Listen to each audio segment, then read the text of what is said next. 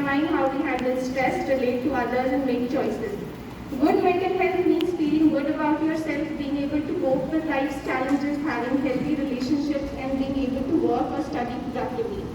Just like physical health, mental health is important at every stage of life.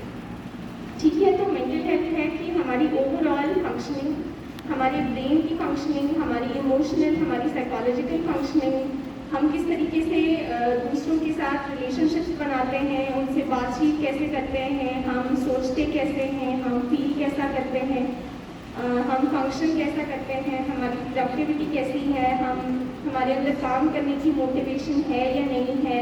ठीक है, ये सारी चीज़ें जो हैं वो हमारी मेंटल हेल्थ का हिस्सा है। आप देखते हैं कि सोशल मीडिया क्या है। वैसे तो ज़्यादातर लोग जानते हैं कि सोशल मीडिया क्या है। ठीक है, social media refers to online platforms and apps that allow people to create, share and interact with content and each other. Examples include Facebook, Instagram, Twitter, TikTok and LinkedIn. These platforms let you post pictures, videos and updates as well as comment, like, share and what others post. Social media is used for staying in touch with friends and family, following news and trends, promoting business and expressing yourself. ठीक है, तो ये कुछ फवाइद भी हैं social media के कि हम अपने दोस्तों के साथ, अपनी फैमिली के साथ, जो दूर दराज लोग रहते हैं उनके साथ कनेक्ट करते हैं, हम न्यूज़ फॉलो करते हैं, क्या चल रहा है दुनिया में, ट्रेंड्स क्या हैं वो देखते हैं, अपने बिजनेस को प्रमोट करते हैं, अपने आप को एक्सप्रेस करते हैं, हम कोई हमारे अंदर सलाहियत है तो उसको प्रमोट करने की अपॉर्चुनिटी मिलती है हमें सोशल मीडिया के जरिए। और जो ऐप्स हैं आप सब लोग जानते ही होंगे। अच्छा, कोई हैंड रेज करेगा कि फेसबुक कितने लोग यूज़ करते हैं? कर सकते हैं आप लोग हैंड रेज? जो लोग फेसबुक यूज़ करते हैं, पीछे जो गर्ल्स बैठी हैं, आप लोग फेसबुक नहीं यूज़ करते हैं?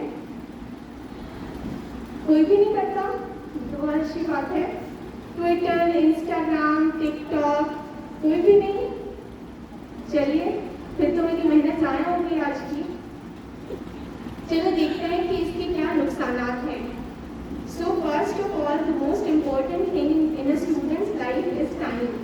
ठीक है, सबसे ज़्यादा ज़रूरी हमारी ज़िंदगी में जो हम स्टूडेंट लाइफ में होते हैं तो टाइम होता है, और सोशल मीडिया से बहुत टाइम वेस्टेज होता है। Time is one of the most important commodities in a student's life. What all we can do with time is studies, hobbies, making habits, interests and self-development.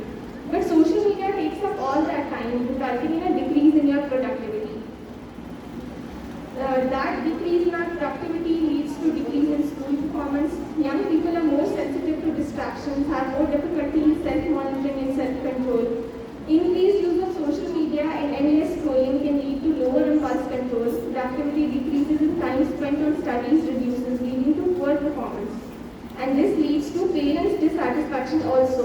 Our parents are angry with us कि हम हर वक्त mobile में लगे हुए हैं, काम नहीं कर रहे हैं, हमारे ग्रेड्स अच्छे नहीं आ रहे हैं, फिर घर में झगड़े होते रहते हैं, है ना, पेरेंट्स नाखुश हो जाते हैं। Another very important thing is negative social comparison. जैसा कि सर ने बताया कि सोशल मीडिया जो है वो एक वर्चुअल लाइफ है, उसमें जो चीज़ें दिखाई जाती हैं वो रियल नहीं होती, उसमें वो चीज़ें दिखाई जाती हैं जो हमें दिखाना चाहते हैं लोग। ठीक है, कोई अपना क्यूरेटेड लाइफस्टाइल दिखाता है, मेरे पास ये गाड़ियाँ हैं, मेरे पास ये लाइफस्टाइल है, but that's all not really reality. बहुत सारी चीज़ें जो हैं वो उसमें से फेक होती हैं, और ये फेक वर्ल्ड को देख देख के हम अपने आप को उसके साथ कंपेयर करने लग जाते हैं। This is what we call negative social comparison. Adolescence is a period of heightened susceptibility to peer influence, impressionability and sensitivity to social rejection. Social media forces us to compare our lives with others, which promotes unhealthy comparisons, feeling inadequate about ourselves and our lives, making us more vulnerable to stress and unhealthy competition. This gives way to negative thoughts about self and lower self-esteem. ठीक है, ये सारी चीज़ें अपने आप को दूसरों से कंपेयर करना और फिर अपने आप को हकीर जानना। जब हम देखते हैं कि इन्फ्लुएंसर्स के पास बड़ी बड़ी गाड़ियाँ हैं, अच्छे अच्छे ड्रेसेस हैं, डिज़ाइनर कपड़े पहन रहे हैं, अच्छी अच्छी वेकेशंस पे जा रहे हैं जो हम अफोर्ड नहीं कर सकते, तो हम अपनी लाइफ को बहुत कमतर जानने लगते हैं। हम सोचते हैं हमारे पास कुछ नहीं है, जो चीज़ें हैं उनको भी नज़रअंदाज करते हैं, शुक्रगुजारी का जज्बा चला जाता है। ठीक है, और इससे क्या होता है, हमारी सेल्फ एस्टीम भी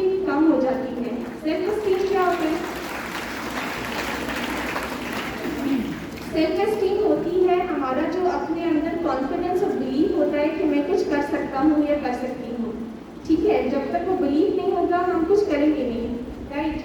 so the confidence and the believe that I can do something is your self esteem, और सेल्फ एस्टीम रिड्यूस हो जाती है तो फिर हमारी परफॉर्मेंस भी रिड्यूस हो जाती है। Dissatisfaction with our own life. Social media promotes unrealistic expectations and goals influenced by the people we see online.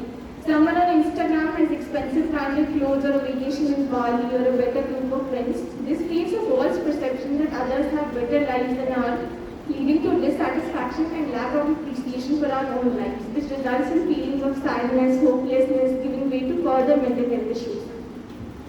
Another very important thing, anxiety. आजकल बहुत हॉट टॉपिक है, सारे लोगों ने सुना होगा, शायद कुछ लोगों ने एक्सपीरियंस भी किया हो, ठीक है? तो एंजाइटी भी जो है वो सोशल मीडिया की वजह से और ज़्यादा इंक्रीज होती है हमारे अंदर।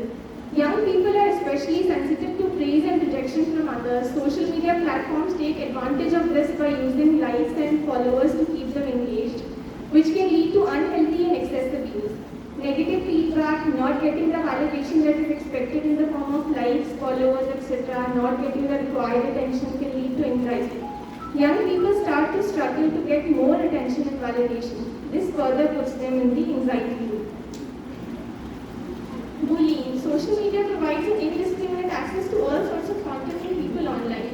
जब हम ऑनलाइन अपने अकाउंट्स बनाते हैं तो हम एक्सपोज होते हैं पूरी दुनिया के साथ, राइट? हम किसी के साथ भी कनेक्ट कर सकते हैं, किसी को भी फॉलो कर सकते हैं, कोई भी हमको फॉलो बैक कर सकता है, अच्छे लोग भी मिलते हैं, बुरे लोग भी मिलते हैं, ठीक है? तो कभी कभी लोगों को बुलिंग भी एक्सपीरियंस करनी पड़ती है, यानी लोग तंग करते हैं, गलत बातें करते हैं, ठीक है? तो इस तरीके के एक्सपीरियंसेस भी हो सकते हैं। Young people sometimes have to face bullying, trolling, hate and even crime online. In the emotionally vulnerable developmental stage of adolescence and young adulthood, these negative experiences can become difficult to cope with. अब जो इतनी सारी हमने बातें की, anxiety है, bullying है, negative social comparison है, all these things can ultimately lead to depression. The social pressures, anxieties, bullying, lack of healthy relationships and knowledge how to cope with these challenges can push young people to serious mental issues like depression and self-harming behavior.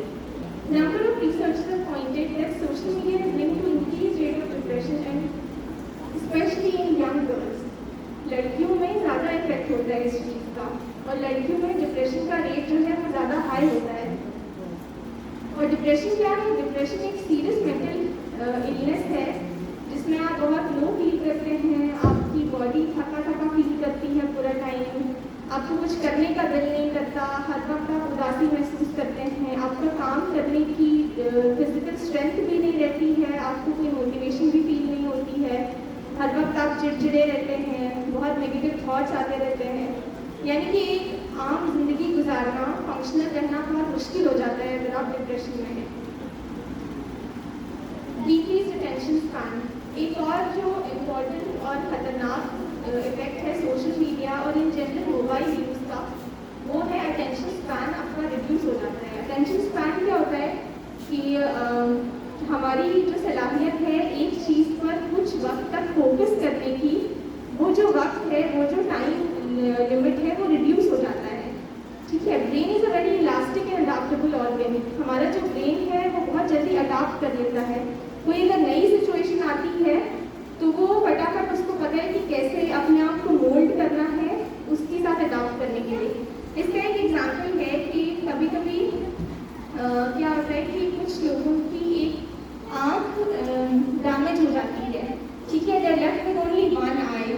So when they see with one eye, if you put your hand on one eye and see with the other only, तो आपको दुनिया बहुत two dimensional नज़र आती है, बहुत पाउजी नज़र आती है। लेकिन कुछ टाइम में अगर जिन लोगों की आई डैमेज हो गई है, कुछ टाइम तक अगर वो एक ही आँख से देखते रहते हैं तो उनको दुनिया वापस 3 डायमेंशंस में नज़र आने लगती है। ऐसा क्यों होता है? क्योंकि ब्रेन अडॉप्ट कर लेता है, उसको पता है कि किस तरीके से ये परसेप्शन क्रिएट करना है कि दुनिया जो है वो एक आँख से डैमेज है लेकिन दुनिया पर भी 3 डायमेंशनल है। So this is your brain ability to mould itself. अब क्या होता है कि हम दिन भर सोशल मीडिया पे रील्स देखते हैं, शॉर्ट्स देखते हैं जो कि बहुत फास्ट पेस होते हैं, हर एक कुछ सेकंड में कंटेंट चेंज होता है, कुछ सेकंड में कंटेंट चेंज हो जाता है, ठीक है? तो उससे क्या होता है कि ब्रेन को लगता है कि ये स्टिमुलस जो है वो बहुत जल्दी जल्दी आ रहा है, मुझे बहुत देर तक फोकस करने की ज़रूरत नहीं है, सिर्फ 5 सेकंड फोकस करना है, सिर्फ 5 सेकंड फोकस करना है। करते करते जो आपका अटेंशन स्पैन है वो 5 सेकंड का ही रह जाता है या 30 सेकंड का ही रह जाता है। तो जब आपका अटेंशन स्पैन रिड्यूस होता है तो उससे क्या होता है, आपकी कॉन्सेंट्रेशन रिड्यूस हो जाती है। जब कॉन्सेंट्रेशन रिड्यूस होती है तो आपको पढ़ाई में बहुत ज़्यादा इफेक्ट होता है। Endless content every few hours, content designed to attract attention and give you dopamine boost ultimately results in lowering your ability to focus on anything for long. The natural attention span is lowered to adjust to the incoming stimuli. Lack of sleep further contributes to impairment of attention. नींद भी हम compromise करते हैं phone के चक्कर में, social media के चक्कर में, क्योंकि स्कूल तो जाना ही है, पेरेंट्स देख रहे हैं, बाकी दिन भर के काम भी करने पड़ते हैं। फिर क्या रहता है कि रात को नींद जो है उसको हम कॉम्प्रोमाइज़ कर लेते हैं। That also reduces your attention span and contributes to mental illness, loneliness and social isolation. Contrary to its supposed purpose of promoting social relationships, research suggests that social media is linked to increase in loneliness and social isolation.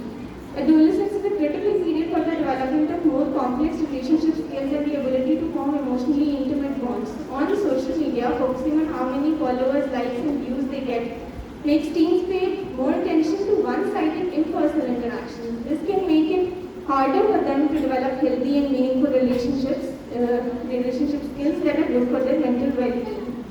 अब हमको लगता है कि social media जो है वो हमें relationship form करने में हेल्प करता है, लोगों के साथ कनेक्ट करने में हेल्प करता है, लेकिन ये बहुत ही वन साइडेड, बहुत ही शैलो, सुपरफिशियल रिलेशनशिप्स होते हैं।